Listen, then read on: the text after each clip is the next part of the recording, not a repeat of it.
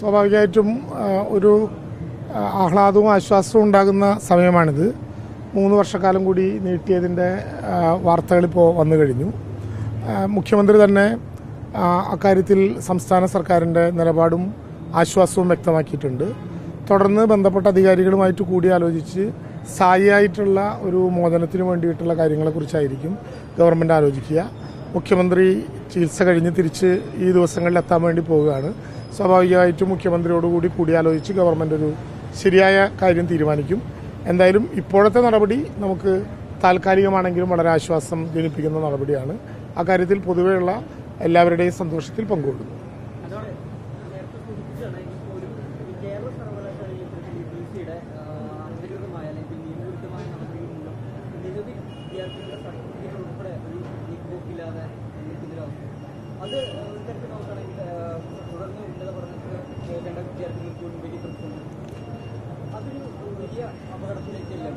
വിദ്യാർത്ഥികൾക്കിടയിൽ ബോധപൂർവമായിട്ടൊരു അരക്ഷിതാവസ്ഥ സൃഷ്ടിക്കുക എന്ന ലക്ഷ്യം കൂടി യഥാർത്ഥത്തിൽ ബന്ധപ്പെട്ട ഉദ്യോഗസ്ഥർക്കുണ്ടോ, VCയും ഗവർണറും ഉൾപ്പെടെയുള്ള ആളുകൾക്കുണ്ടോ എന്ന് സംശയിക്കപ്പെടേണ്ടതുണ്ട്.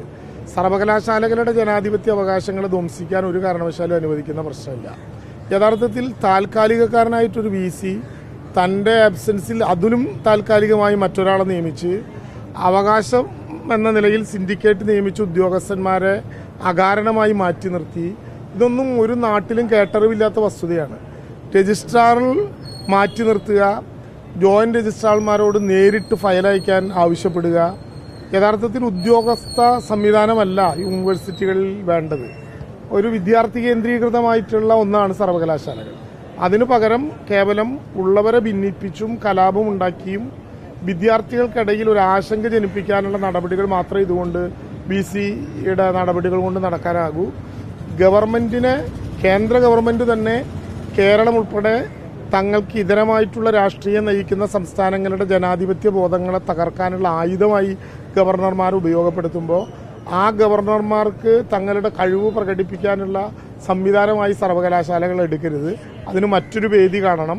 സർവകലാശാലകളെ അതിൻ്റെ ജനാധിപത്യ അവകാശങ്ങൾ നിലനിർത്തിക്കൊണ്ട് തന്നെ മുന്നോട്ട് പോകേണ്ടി വരും. അതുമായി ബന്ധപ്പെട്ട് വിദ്യാഭ്യാസ സമൂഹം നടത്തുന്ന സമരങ്ങൾ ഏറ്റവും ശക്തമായി തന്നെ ദീർഘകാലം കേരളത്തിലുണ്ടായിട്ടുണ്ട്. അത് തുടരുക എന്നുള്ള നിലപാട് തന്നെയാണ് ആ മേഖലയിൽ ബന്ധപ്പെട്ടവരെടുക്കുന്നത്. അവരുടെ ഭാഗമാണ് ശരി. ചരിത്രം രേഖപ്പെടുത്തും VCയും ഗവർണറും ആ വിധത്തിലുള്ള കേന്ദ്ര ഭരണകൂടത്തിൻ്റെ കൈക്കോടാലികളായി മാറുന്ന വിധത്തിലുള്ള നടപടിക്രമങ്ങൾ എടുക്കുന്നതിന് ഒരു കാരണവശാലും ജനാധിപത്യ കേരളം, വിദ്യാഭ്യാസ കേരളം അംഗീകരിക്കില്ല. അതുപോലെ തന്നെ NCP ഔദ്യോഗിക നേതൃത്വം കേരളത്തിലെ 2 MLAമാരോട് രാജിവെക്കാൻ പറഞ്ഞിട്ടുണ്ട്. അതിനെ CPI എങ്ങനെയാണ്? തൽക്കാലം ഞങ്ങളുടെ പാർട്ടിയുടെ കാര്യം ഞങ്ങൾ നോക്കട്ടെ. NCPയുടെ കാര്യം നോക്കുന്നുണ്ട്. അവരുടെ ആഭ്യന്തര തർക്കത്തിൽ അതിൽ ആരാണ് ശരി എന്നുള്ളത് കേരളത്തിലെ NCP നേതൃത്വം ഏതു പക്ഷത്താണ്, ഏതു പക്ഷമാണ് ശരിയെന്നൊക്കെ അവരുടെ ജനാധിപത്യ ബോധത്തിൽ നിൽക്കുന്നതാണ്. അങ്ങനെയൊന്നും ബാധിക്കുന്ന പ്രശ്നം ഉണ്ടാകില്ല. ആ ഘട്ടത്തിൽ നോക്കാം. ഇത് NCPക്കകത്തുള്ള ആഭ്യന്തരമായിട്ടുള്ള വഴക്കുകൾ പല രൂപത്തിൽ രംഗപ്രവേശം ചെയ്യുകയാണ്. നിലപാടെടുക്കേണ്ട ഒരു ഘട്ടം ഇപ്പോൾ ആയിട്ടില്ല.